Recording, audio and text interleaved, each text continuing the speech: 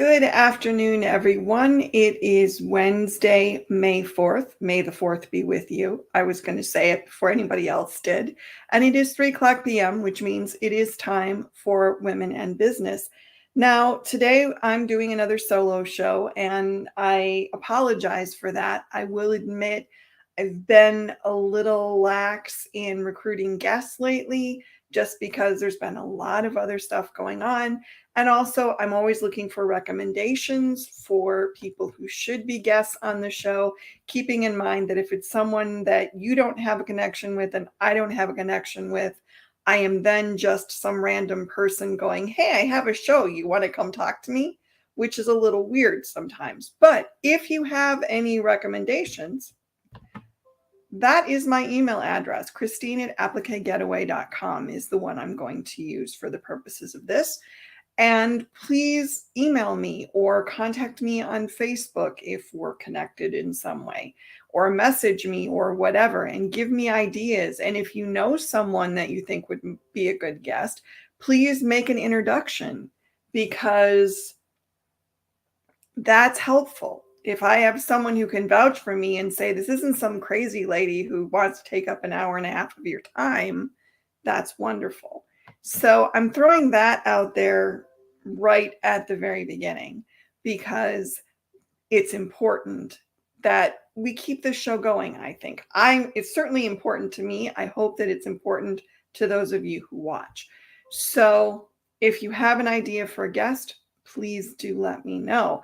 I also, instead of promoting sheshouldrun.org, which I normally do in this space at this time, I am going to note that Applique Getaway is now open for registration.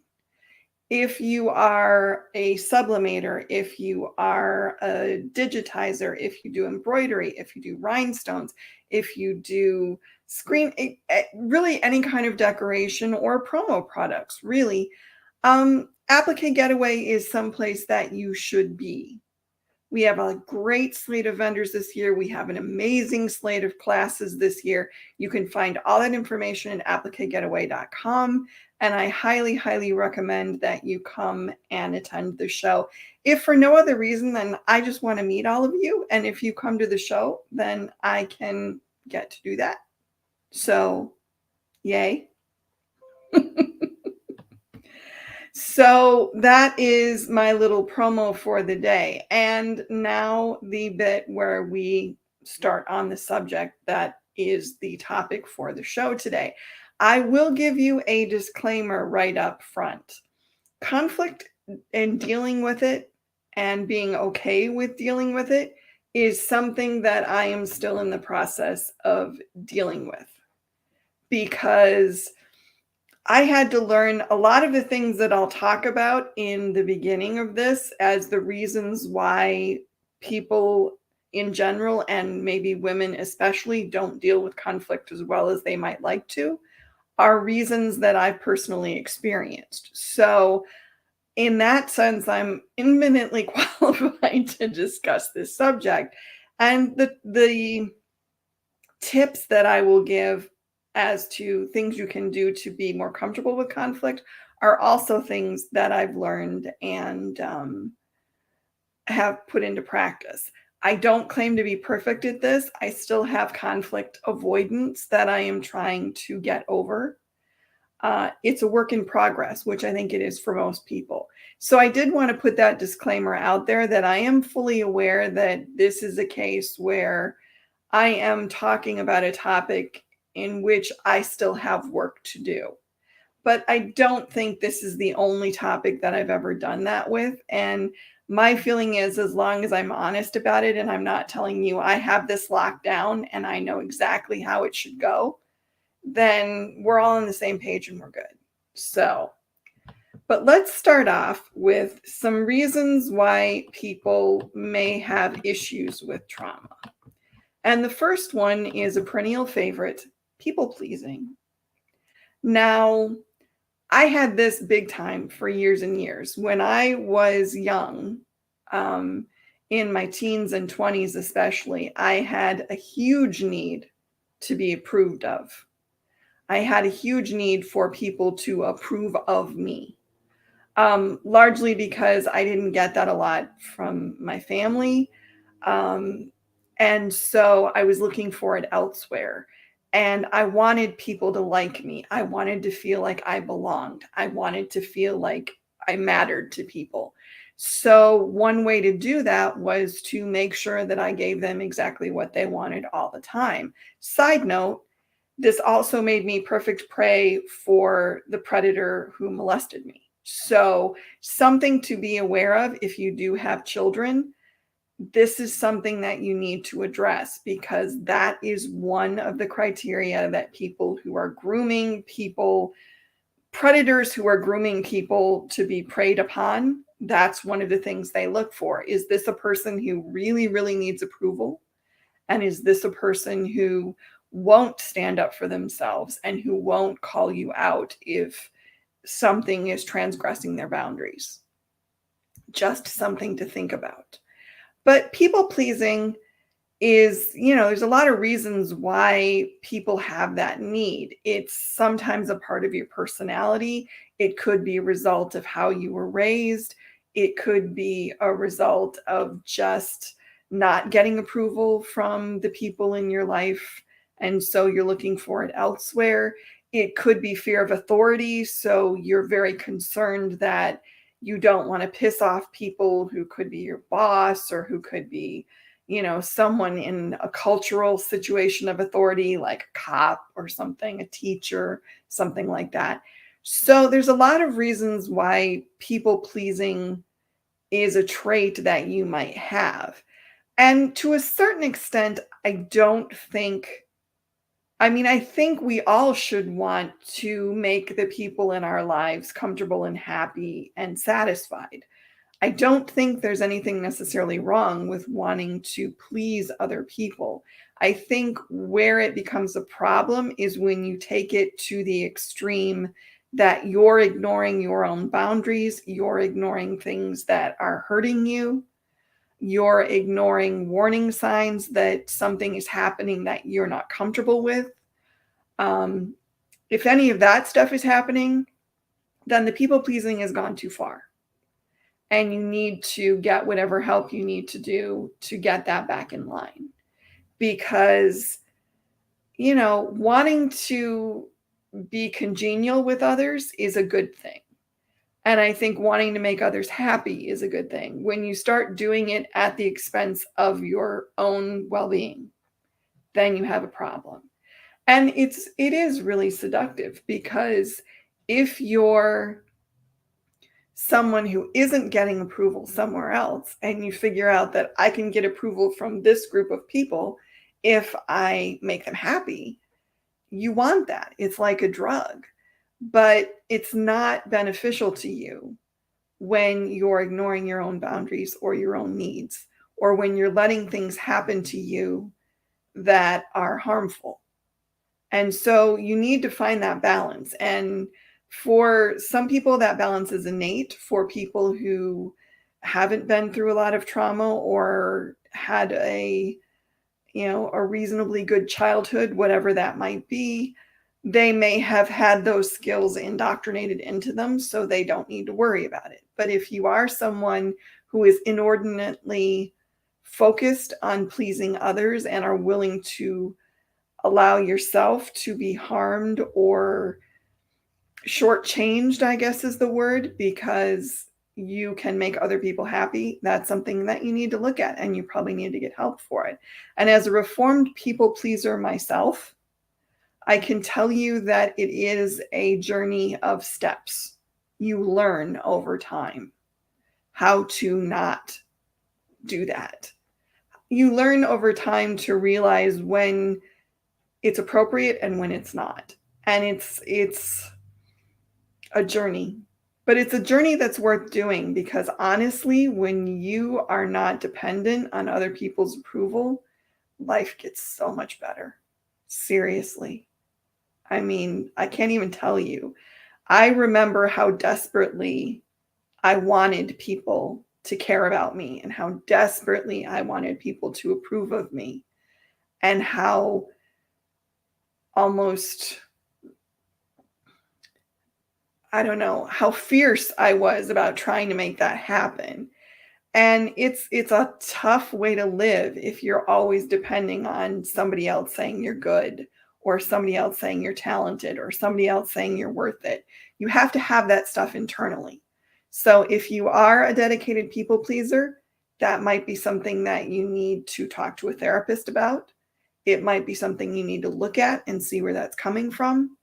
And it's just something that maybe you're going to want to fix or adjust in some way, or adjust your thinking about it. So, people pleasing is one reason that people avoid conflict. Second one, trauma. Now, if you've been through trauma, you may have a real conflict avoidance thing. I know a lot of people who grew up in chaotic homes. They had parents that fought a lot. They had parents that had issues with substance abuse, or mental health issues, or whatever it is. And so if you grow up in a lot of chaos and you feel like everything's out of control, that's what you tend to assume that any conflict that you engage in is going to be. If your only experience is people yelling and not listening to each other, if your only experience is people threatening not to love you if you don't do what they want, then you don't have any understanding of what a reasonable conflict is like and how it should go. So your assumption is, if I confront this person about this problem I have, they're either not going to love me anymore, or it's going to be total chaos and we're going to yell and scream and throw things and maybe people will get hit. If this has been the experience that you've had, and if that's your experience, if that's the only kind of model of conflict that you've seen, then sure, you're going to avoid it. Why wouldn't you? You're not crazy. You don't want to go through this again. But the problem with this is, there's actually two problems with this. The first one is the problem that I'm probably going to come up with after each of these reasons why people avoid conflict. And that is that if you are avoiding conflict, you're not looking out for yourself. There are times when conflict is necessary. If someone is overstepping your boundaries, if someone is harming you or making you uncomfortable in some way, if someone is cheating you, or if someone is treating you badly, conflict might be necessary to address the problem. Now, if you've had trauma and you have perhaps addressed being treated badly and it didn't go well, you may assume that, okay, that's how it's going to be forever. Not necessarily the case. You need to understand that as you heal and as you get more adept at setting boundaries and knowing what is a transgression and what isn't, you also start to pick better people. And this was something that, again, this is something I'm still coming to grips with, because I had a whole period again in my 20s and somewhat in my 30s and probably a little bit in my 40s as well. And hopefully not in my 50s, but jury's still out. But you tend to be attracted to the sort of people that you know, and you tend to be attracted to the sort of people who treat you as you think you deserve to be treated. If you've never been treated particularly well, then there's a comfort level with people who don't treat you particularly well. It's kind of messed up, but if you're kind of used to being ignored or disregarded, or you're kind of used to being treated as though you're not that important, you tend to be attracted to people who will treat you that way. And sometimes the attraction is, well, I'm going to be so amazing to this person that they'll treat me differently. I'm going to change the ongoing scenario that's been happening. And I mean, I don't think this is a spoiler, but if it is, spoiler alert, that usually doesn't work. So eventually, over time, if you're working to get healthy, you learn to recognize people who have healthy behavior patterns themselves. And hopefully you start being attracted to those people. And once you start dealing with people who know how to have a conflict and who know how to have healthy behavior patterns, then you find out that conflict is a completely different thing than you experienced when you were experiencing your trauma.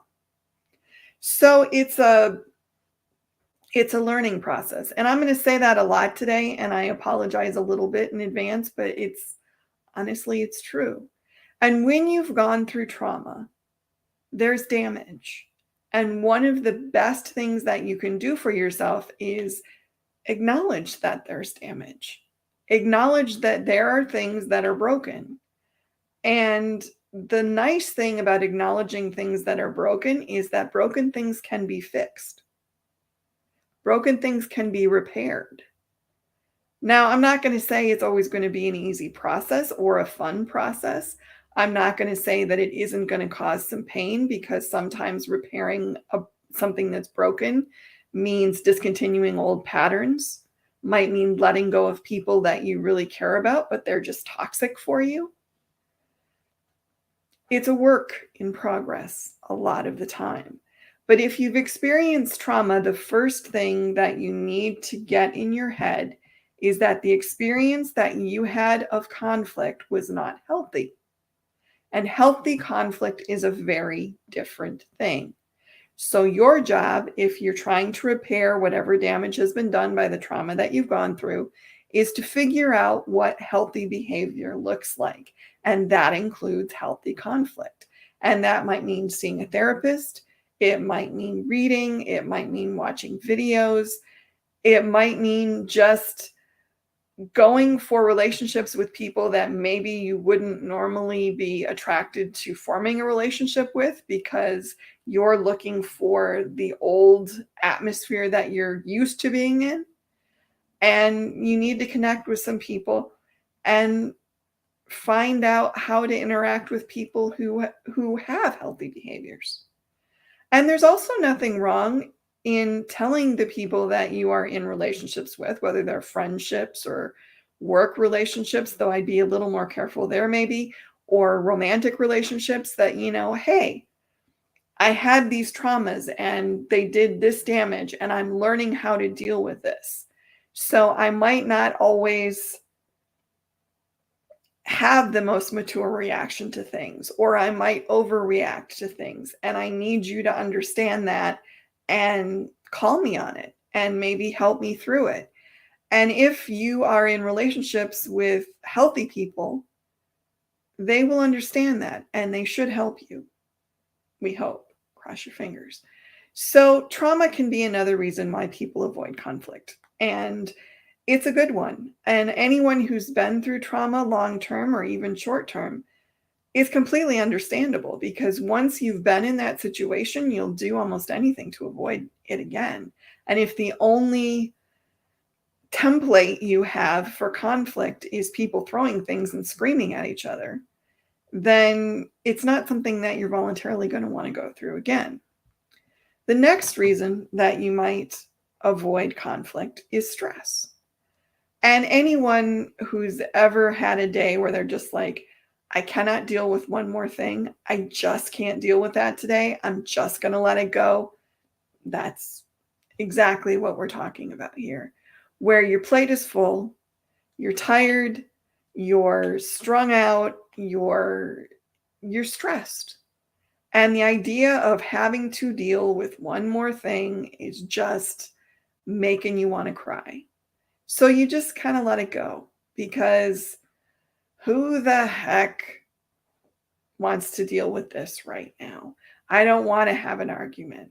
I don't want to have to tell somebody that they're transgressing my boundaries. So I'm just going to let it go this one time until I'm less stressed.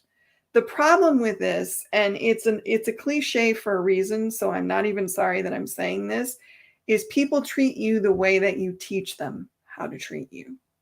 We don't like to acknowledge that, but it's true.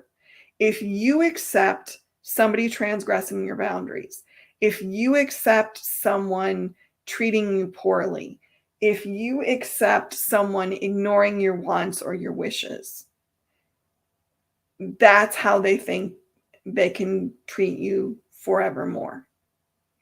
So don't let it happen, even if you're stressed. Because honestly, avoiding conflict, even though you think it's going to negate your stress, it's not.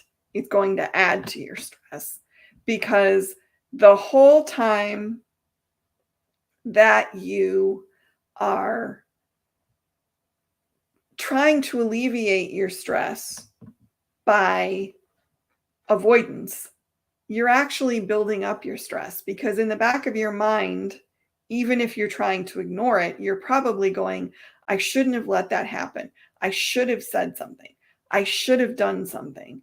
Or you're just angry about it. So you're getting yourself more stressed than you would have been had you gone to the person and said, I don't like this. This wasn't right. This isn't what I wanted. This isn't behavior that's acceptable to me, whatever it was. You deal with the situation, you handle it, and you move on.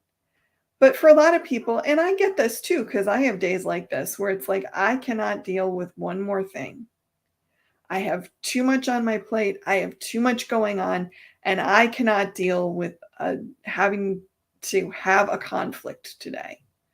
I can't deal with having to explain to someone why how they treated me is unacceptable or that this is a boundary and they transgressed it or whatever it is. I get that.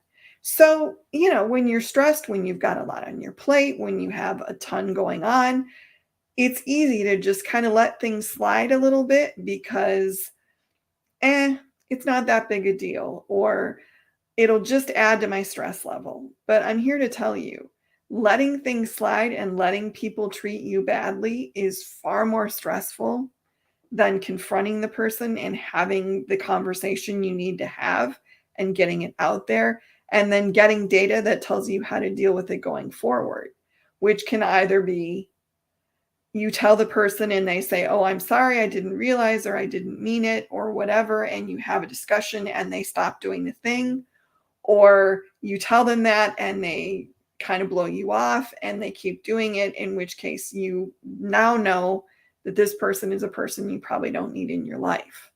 And if that sounds harsh, it's meant to be, because you know what? You deserve to be treated well. And if people can't treat you well and can't think of you well and can't treat you like they expect you to be responsible and talented and wonderful, then you don't need them in your life. And that goes for friends, family, coworkers, whoever it is. And honestly, I say this and I'm kind of vehement about this because I put up for a very, very long time with a lot of treatment that was not great. And I have voluntarily chosen to limit my contact with some people in my life because I don't like how I feel when I'm around them. I don't like that there's no respect for my opinions or my wants. I don't like that. I deserve better than that. And I finally understand that. So if you're letting people, and I'm sorry, people will say, well, it's family. It's family, so I have to let it happen.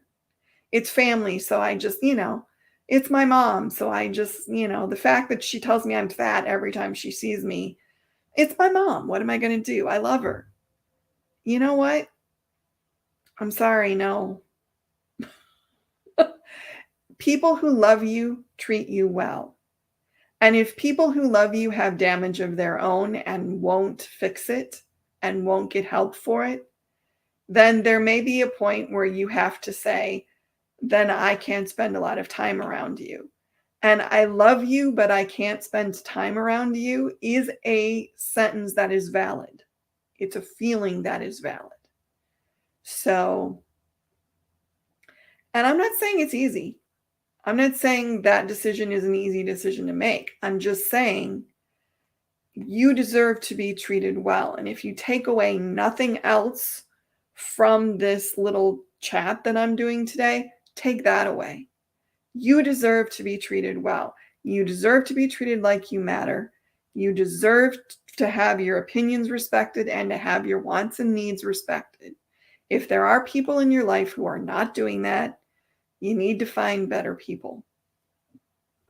That's basically my 2-minute sermon on that. And yes, I feel strongly about that one because it took me a really friggin' long time to learn that. So I'd like to give some of the rest of you a little heads up that no one gave me. So the next reason that people might avoid conflict is beliefs. And this is a pretty wide category because the beliefs can range from there are people who have religious beliefs where they feel like, everyone should be treated kindly and you should never have conflict. Or there are, religious beliefs that women should be seen and not heard. And that's not as much anymore as it used to be, but it's still out there. And there are also people who believe, because of trauma, which we talked about earlier, that their wants and needs aren't important, or what they think isn't necessarily worth it or valid or shouldn't matter to other people. So there's a lot of ranges of beliefs. And then there's also the belief, if you've only ever experienced conflict that was painful and stressful and hard, then you might believe that conflict isn't worth it, that it's just easier to kind of knuckle under and let it go. Because all you've ever known is conflict that was uncomfortable.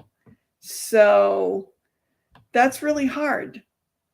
And I think this is something, a lot of times when you read various how to make yourself do something differently or how to get better at doing something, one of the questions that will come up is, what do you believe about this thing?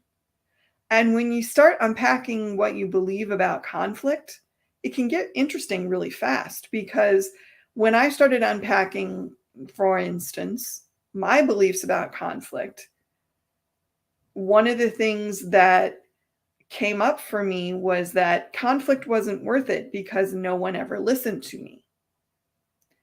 And I thought about that and I thought, well, is that always true? And no, in certain cases it was. And those people were people that have exited stage left in my life for the most part. But in terms of what I believed about conflict, it wasn't necessarily true. Conflicts can be worth it if you are having a conflict with someone who knows how to have a healthy conflict and who also cares about what I think and my needs and my wants and my concerns. So it's a completely different thing. And does that mean that there may not be raised voices and there may not be slammed doors and things like that? No, it doesn't. Sometimes there will be. But another thing that I found is when you're having a conflict with someone who actually cares about your well-being, shocker, when you tell them, hey, I have had this past experience, so please, when we are having an argument or we're having a conflict, can you please not slam doors? Can we try to keep our voices at a normal level? And surprisingly enough, if the person actually cares about your well-being, they will attempt to do that for you. Maybe it doesn't always work, but they will attempt to do that for you.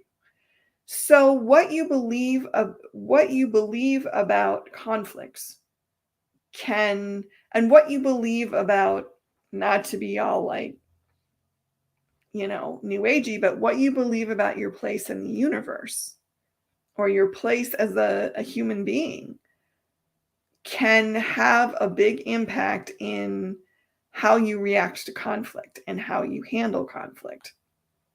And if you find that you're avoiding conflict a lot, it's probably worth looking at what you believe about conflicts, what you believe about their worth, what you believe about how they happen, what you believe about your ability to make your point known, all those things. Because your beliefs will definitely influence how you approach conflicts.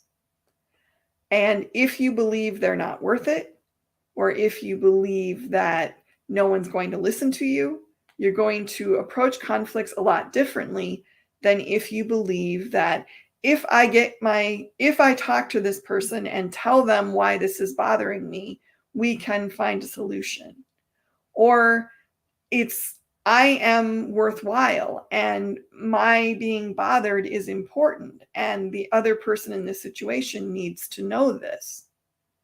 So value yourself and don't assume that because you're bringing up a controversial situation that it's going to be a free-for-all or an argument. And I'll give you an example. Recently, I had to talk to somebody about money. And that's, if you want to talk about things that can cause conflict and things that are uncomfortable, talking to somebody about money is a big one. So I was obsessing over this, and I had run over the conversation 59 different ways of how I was going to bring it up and what I was going to say and what I thought was appropriate. And then I did strategizing of what could all the possible reactions be, blah, blah, blah. So I spent like 2 days obsessing over this. And then when the subject finally came up and we had the conversation, it was like totally simple, no conflict. It was, this is what I need. Okay, we can do that. Here we go. Boom, we're done. So I had spent 2 days making myself insane because I believed that if I talked about money and if I made my wants and needs known, it wasn't going to be respected. That's old thinking. That's past experience getting in my head and messing with me. Now, the person that I had to talk to is a person that I respect and am respected by, and the whole conversation was completely different than I had imagined in every way. But I got in my head about it because I thought that past experience would dictate how future events would go, which doesn't turn out to be the case. And the one thing I forgot was that I am a different person now, and I pick better people to have in my life, which that's hard won, I will admit, but it makes an enormous difference. So moving on, the last thing that I want to talk about here is you can differentiate between constructive or destructive conflict. Constructive conflict is conflict where you're having an argument or a discussion, or you're calling someone on something, and they listen to you and they hear what you have to say, and change comes about. It's where you stand your ground, you set your boundaries, and you let someone know calmly and clearly what you need, what they did, and why it bothered you. So that's constructive. And those kind of conflicts generally are pretty easy. And even if they do get a little loud, and even if they do get a little intense, the outcome is change happens. You get something that you want, or you come to an agreement where there's a compromise that works for both of you. Now, destructive conflict is I'm laughing a bit because the first image that came to my head was my father when I was a teenager backing me into a wall and screaming in my face. Now, he was 6'2" and fairly well muscled. I'm 5'4" on a good day. And he had me cornered, and there was no conversation. It was him telling me what was going to happen, and it didn't matter what I wanted or what I felt, that's destructive. Destructive is throwing plates. Destructive is slamming doors. Destructive is not listening. Destructive is yelling all the time. Destructive is discounting someone else's opinion or feelings or needs. That's all destructive. So you have to learn the difference. And sometimes learning the difference is reading about it. It's talking to a therapist. It's watching videos of constructive conflicts. It's learning the language that you need to learn, all those things. So learn the difference, because a constructive conflict is something that's going to get you where you need to be in the end. A destructive conflict is going to do nothing but damage. It's not going to solve any of your issues. It's just going to add to your stress level and make you feel bad. So learn the difference. And now I want to talk a little bit about some ways to start dealing with conflicts if you have a history of avoidance, because you do need to deal with conflicts and you do need to know how to have them. It's important to stand up for yourself and your boundaries. So, the first thing that I want to talk about is, oh, Carolyn has a good one here, or the silent treatment. Yes, that's totally destructive. If someone freezes you out or won't talk to you, then yeah, that's totally destructive and it's no good. It doesn't work. So, thank you for that. That's a very good point, Carolyn. So, once you're on your journey to figure out how to deal with conflict, the first thing you have to do is accept conflict. Accept that it happens, accept that it's going to happen to you, accept that you need to be comfortable with it. And for a lot of people, they'll say, well, I just want a conflict free life. It's not that important. It's, the rationale is huge. It's not that important. It doesn't matter that much. It's not that big a deal, blah, blah, blah. And really, all those phrases are code for I don't want to stand up for myself. I don't want to risk making somebody mad. Except that in your life, there are times when you're going to have to be uncomfortable. You're going to have conflicts. If you want to be an actualized, fully realized person, you're going to have to do it. You're just going to have to. So accept it. Accept that it's a part of life. Accept that it happens. Accept that you may not always be good at it, but you're going to have to learn. And then take the steps to learn, because accepting conflict is only half of the issue. The other half is figuring out how to have conflicts constructively.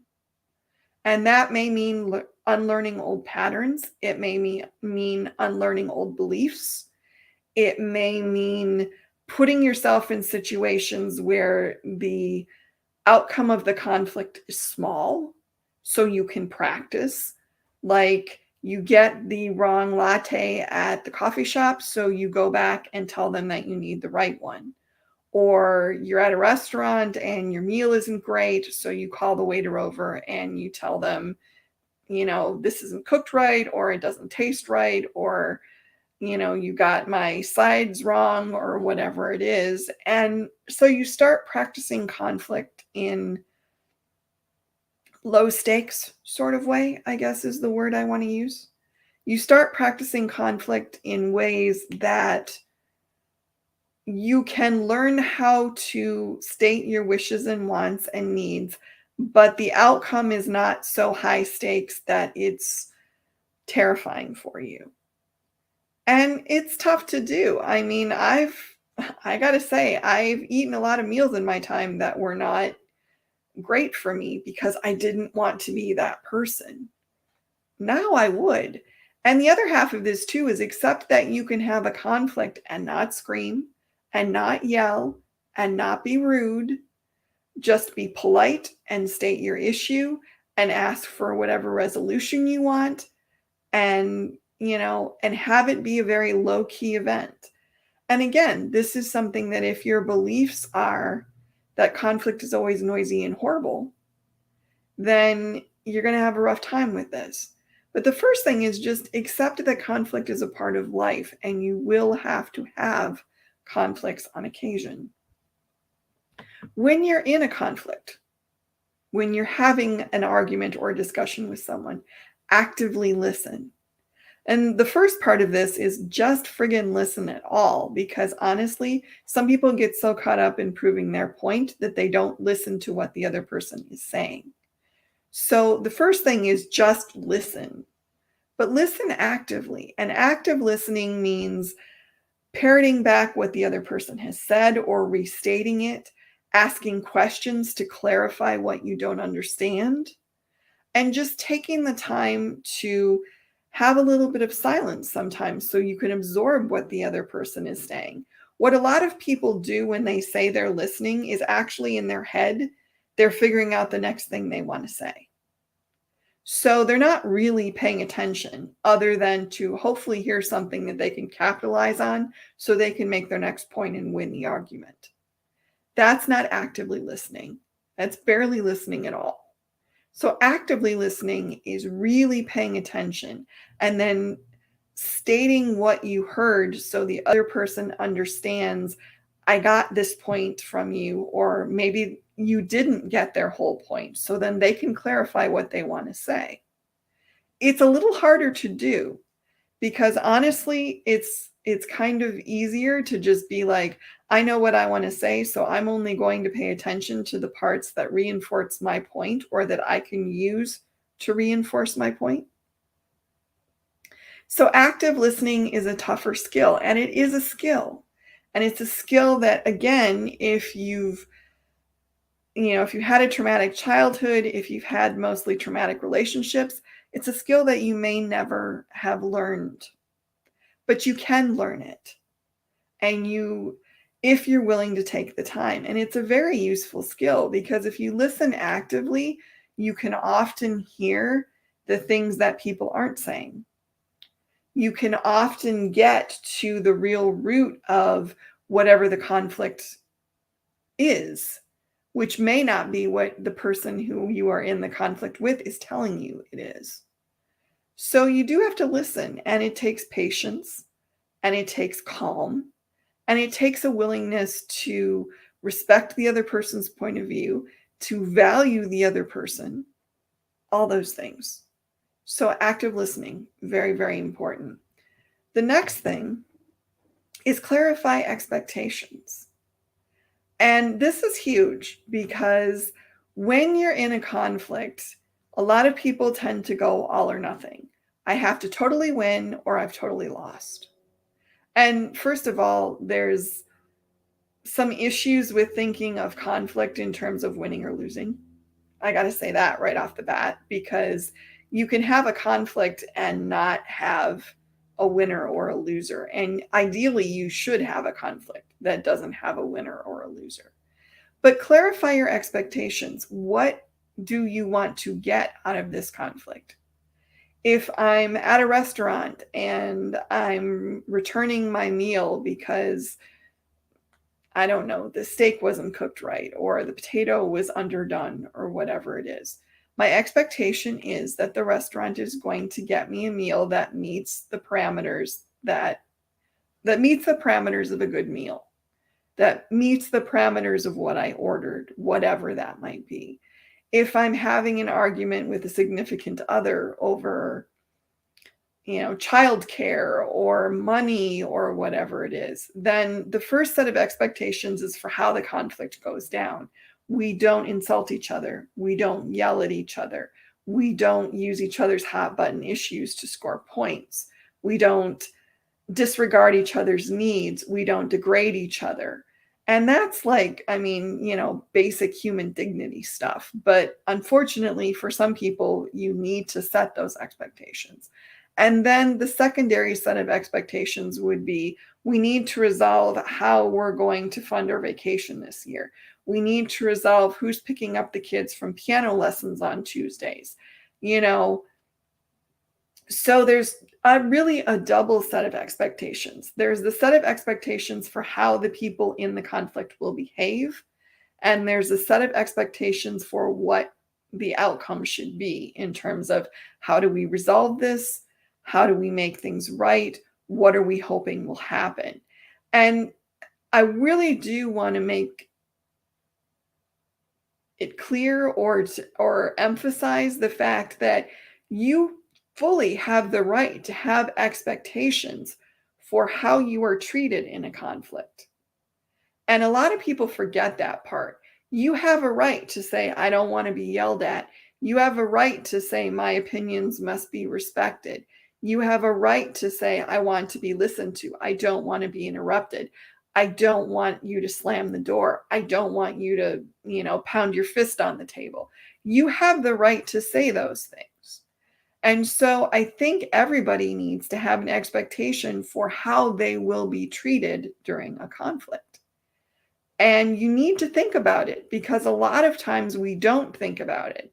And then something happens and you're in the middle of the conflict already, and you realize that the other person isn't listening to you, or you're realizing that every point you make, they're kind of going, oh, yeah.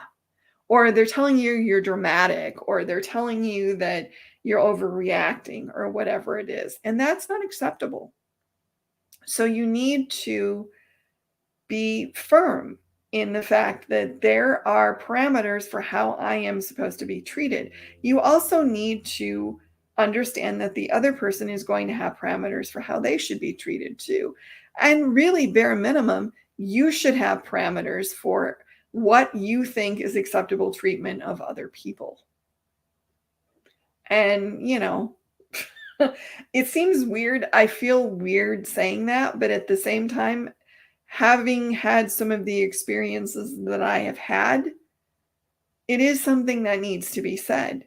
You have the right to set your own standards for what is acceptable treatment for you, and you should have in your head what you think acceptable treatment for other people is, being fully aware that the person that you're in the conflict with may have different standards and yours might have to be adjusted. So there's a lot of expectations that go into conflict. So it's another one of those things that maybe some of this stuff is things that you look at if you're in a relationship where you deal with someone often, a significant other, a work partnership, coworkers, friends, co-coaches on your kid's soccer team, whatever it is. Maybe this is something you discuss. And I wish we did more of that. I wish that there was more discussion of, okay, we know that at times we're going to disagree, and this is how we're going to handle it. It's a skill. It's a skill I think we really should teach people. This is how you fight fair. This is how you have a discussion that gets heated. This is what's acceptable treatment, and this is what's not. And we don't teach it because we assume people learn it in their families. But not everybody has a family that does conflict well. So, something to think about. Maybe it should be a class in school. So, this is a big one. Deal with the issues in the moment. If somebody transgresses a boundary, address it right then. If you have a concern about money, if you're dealing with a customer that wants a discount, address it then. Don't let it pass and stew over it for 2 days like I did, and then go and talk about it. Address it in the moment, because the longer that you wait, it festers. You start thinking about it. You start obsessing about it. You start making it bigger than it was. And it becomes a thing, and you don't want it to be a thing. So deal with issues in the moment. When it happens, discuss it. If you can't deal with it in the exact moment, then talk to the other person or people who are in the conflict with you and set a time where we will absolutely deal with this problem. Don't just go, oh yeah, we'll talk about that at some point. Don't do that. Set a time, make it happen, and deal with it. Because again, if you let it go and if you start thinking about it, you end up with a lot of stress. You end up with a lot of obsessing about things and overthinking things and building things up maybe bigger than they are. And then by the time you actually finally get to having the discussion or the conflict or whatever you want to call it, you've blown things out of proportion in a way that is insane, or you've made yourself nuts and you're stressed and you're not going to handle it as well as you would have if you talked about it right then. It's like, there's that old advice that people give newly married couples: never go to bed angry. Same thing. Never go to bed with a conflict unresolved. Resolve it. It'll be better in the long run. And finally, be open-minded, which means your way is not always the right way. Your thought process is not always the right thought process. And even if your thought process is the right thought process, someone else can have an equally valid thought process that is also right. So don't assume that you know best. Don't assume that your way is the only way. Don't be one of those people that's on my way is the highway kind of thing. My way or the highway kind of thing. That's what I wanted to say. Don't do that. Because if you are already entrenched in your viewpoint and you assume that your viewpoint is the only viewpoint and the right viewpoint, and there is nothing that is valid that is not what you think, then forget about it. You might as well just not even bother having conflicts, because you're never going to be happy, and God knows nobody else is going to want to deal with you because your mind can't be changed. Go into conflicts assuming that everybody has a valid point of view. Go into conflicts being willing to have your mind changed, and definitely go into conflicts with the idea that a compromise might be the best thing that you can accomplish, that you're not always going to get your way 100%, and that's okay. So be open-minded.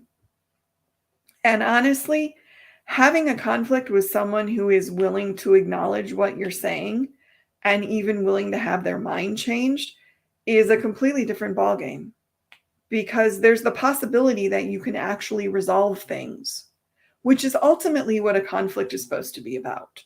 A conflict is supposed to be about resolving an issue, ultimately. Now, a lot of people never learn that, and a lot of people never set that expectation for their conflicts, which they should be doing. So be open-minded. And be open-minded that if you have beliefs about conflicts, if you have concern about conflicts, if you have avoidant behaviors about conflicts, be open-minded is the idea that you can learn to be better at this, that you can learn to do this differently. I'm not going to say it's easy. Like I said at the very beginning, full disclosure and full disclaimer, I ain't great at conflicts all the time. I'm not great at conflicts all the time. I have things to learn in this area. I've learned a lot. I'm much better than I used to be, but I'm still a work in progress. So I don't want any of you watching this or seeing this later to think that, oh, she's got it all together and she knows exactly what to do. I did the therapy. I did the reading. I've done the practicing. And sometimes I'm good at it, and sometimes I'm not so good at it. That's life. It happens. But I'm dedicated to trying to be better at it because I believe that it's important. And that's why I wanted to talk about it today. That's why I wanted to spend this time with you. And that is all I have for today. And I know watching me be a talking head for close to an hour probably isn't the most fun for some of you. So I am going to put in another plea. If you have any idea for guests, for women who would be awesome to be on the show, please send me an email to christine@appliquegetaway.com and let me know who those people are. If it is someone that you know and you can make an introduction, I would really, really appreciate that. And the other thing is, if you have not registered for Applique Getaway yet, please, please do so. The show is July 15th through 17th. It's going to be awesome. And I'm not just saying that because I'm one of the ones planning it. It's going to be amazing. So if you can come, please do come. It's going to be a party and you're going to learn a lot. And there's going to be some amazing products and vendors there. So please do come. Thank you, everybody, for being here. I am going to step up my guest recruitment. So there might be a guest next week. It might just be me being a talking head. Don't know yet, but I hope you will come and join me again. And thank you all for being here today. I appreciate your time. I appreciate your comments. I appreciate you listening to me. And I will see you all next week. May the 4th be with you, everyone, which is harder to say than I thought. See you next week. Bye.